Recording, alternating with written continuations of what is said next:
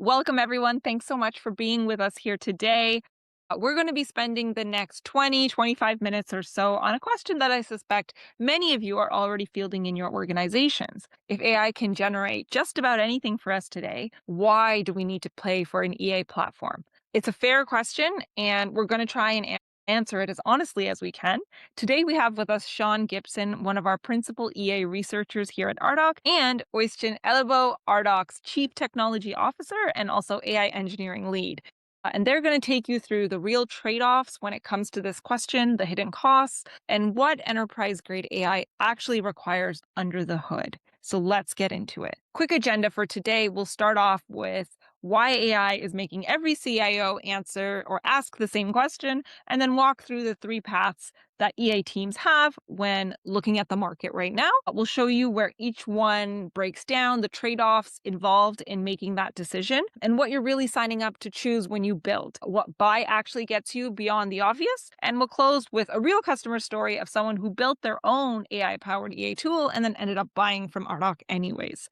That is worth staying for. So I'm going to hand it over to Sean now. Take it away, Sean. So let's be honest about what's happening in the market. AI has dropped the barrier to building software so dramatically that CIOs who never would have questioned their EA platform investment 18 months ago are starting to ask some really hard questions. Questions like, why do we need a platform when ChatGPT or Claude can generate an app map? Why are we paying for this when my team can just build something? These aren't fringe questions anymore, and we're hearing them in almost every enterprise conversation. Boards are listening because the cost pressure narrative is compelling on the surface, but our job today is to get underneath the surface. When a CIO or CFO asks, why can't we just build this with AI? There are usually three assumptions buried in that question, and none of them are right. So first, they think that EA is all about dashboards and it's really just a dashboard problem. It's not. Second, they assume that the data has already been cleaned and well structured, and it almost never is. Thirdly, they're doing an oversimplified build versus buy math, and they're comparing the day one build cost to your annual contract, not against the total cost of ownership 12 months in. When you understand those assumptions, you know where to push back, and we'll tackle these three today. So this is the core insight of today's session. Write it down if you need to. AI has made building version 1 genuinely cheap and fast. A talented team can spin up an impressive prototype.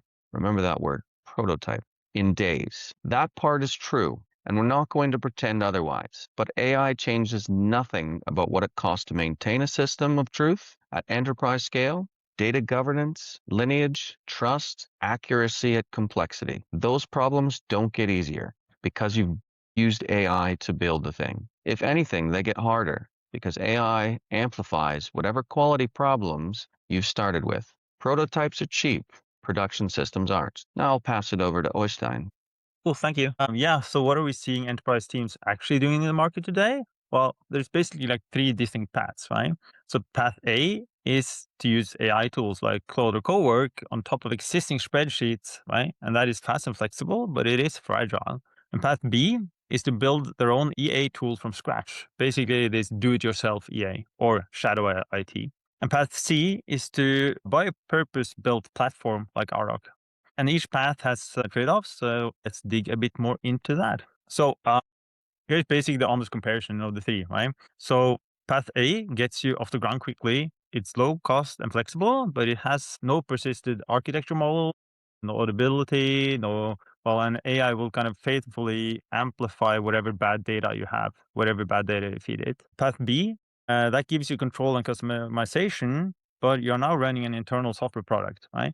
We're all seeing the effort it takes to take someone from a POC to a finished product. And yet we still always underestimate it. You have to be ready to take on the maintenance, the feature requests, the bug fixing, hosting, availability, security risk, backups, disaster recovery, and so much more, right? So building this thing, it's way more complicated and kind of what we first think. Path C, that's the purpose-built platform.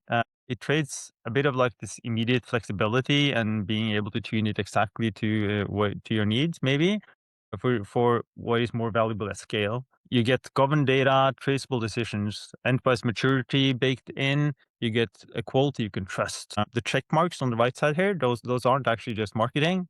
Those are things that you have to build yourself if you go for path A or B. And the truth is there that you're actually more likely not to do those, right? And that would take the risk levels way beyond what I would be comfortable with. And to dig a bit deeper, on path A, so that's the AI plus spreadsheets. It can be a pragmatic choice. It's low cost, it's fast, no procurement cycles, and for answering ad hoc questions, clean bounded data, it actually works quite well. And it might be the best choice for those situations. And I personally do this when I'm faced with a question where I just need a one-off directionally correct answer, or when doing experiments and running proof of concepts. Where it falls apart is that AI doesn't know when it's using bad data. It will generate a confident answer, well formatted, seems correct, but you won't be able to trust the result as much, right? There's no decision trace. The same question asked by two people on the same day will likely produce different answers. And as complexity grows, more systems, more teams, more dependencies, AI reasoning degrades. It was never designed to be a system of record, and it will struggle to be a collaborative tool. So you're basically just scratching the surface. But for quick answers, directionally correct, I think it can definitely be a good choice. On the build it yourself, I think this is kind of the main crux of it. This is the slide that every CIO needs to see if they're kind of saying, we'll just build it ourselves. And Enterprise EA platform, that isn't just a front end and some API calls. It is a well-structured layer with different purposes. You need a clean, stable data foundation with continuous ingestion. You need a relationship layer, mapping processes, dependencies, capabilities, business context, and all of those things. And you need a decision intelligence support.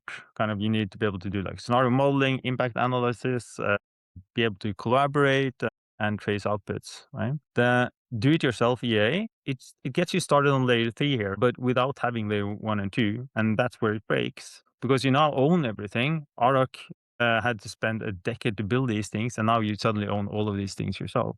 The graph ontology, the data cleansing, the enrichment, the normalization, there's so much more things that you have to think of. And now that is your responsibility. And that's not a side project. That's a new internal product that needs proper product team and ops to function. So I'll give you a quick example. So I was tempted down this path myself 2-3 months ago. I was frustrated with Jira and I felt like I can build this myself, right? And so I did. Quite quickly, I built a prototype, but then think about all these things I would need to support to be able to have my team use it. I don't want to spend my time on it. I don't want to spend my team's time on it. I want them to be 100% focused on solving the customer problems that we're solving. So, Sean, back to you.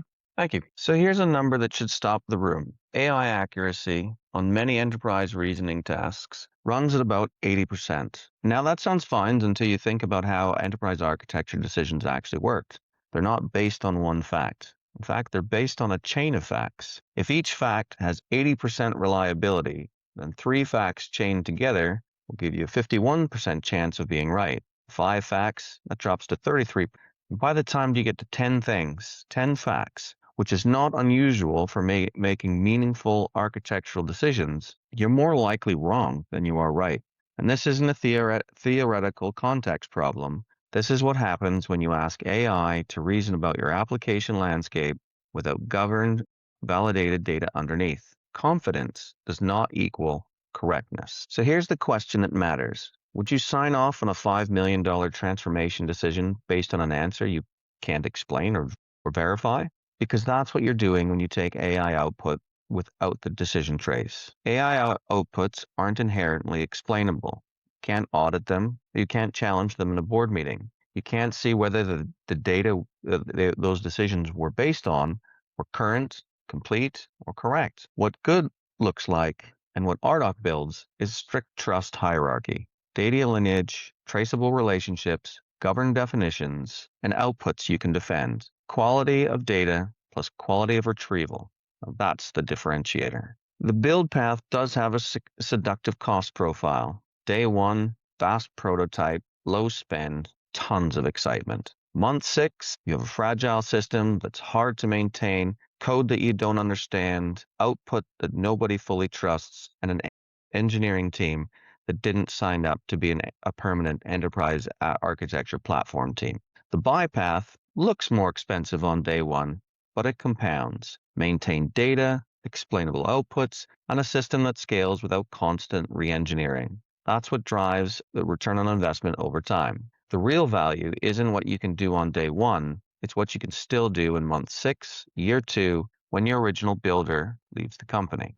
Øystein, over to you. Cool. So Ardoq structural advantage comes down to two things really. It's the quality of the data and the quality of retrieval. So 13 years it's taken us to build this proprietary graph ontology, crowdsourced intelligence, automated data cleansing, enrichment, and so much more, right? That sits underneath our AI. So it's not magic, it's just that it's the result of a lot of work. And if you wanted to go down the do-it-yourself path, you have to do a lot of that things yourself.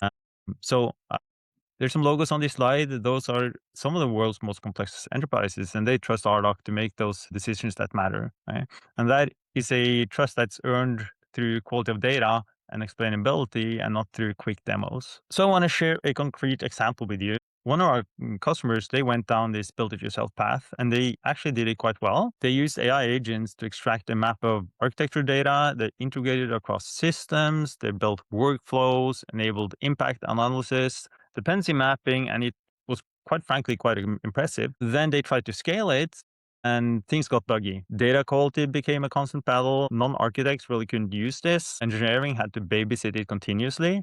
And the person that built it said something that I think captured this whole thing, the build versus buy question perfectly. He said, I've proven we could build it. Now I don't want to own it anymore. What they needed was the prototype. It was a system of truth, and that is something else completely. The last thing I want to touch upon is that this isn't just our opinion.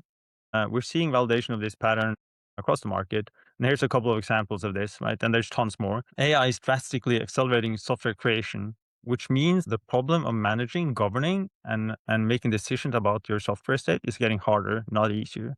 The organizations that lean into AI to build more without investing in the architecture layer to understand and govern what they're building are creating a technical debt problem that will take years to unwind.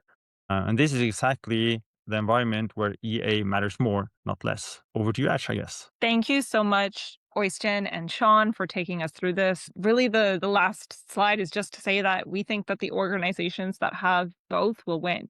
You need AI to help you move faster, analyze data quicker, but you need to sense check it. You need to have human in the loop and create, maintaining that data repository is a lot harder than it looks on the surface. I think Sean said it best, like you can easily build a prototype with AI, but can you build a system that scales, that keeps fresh, that keeps cleansing and normalizing your data?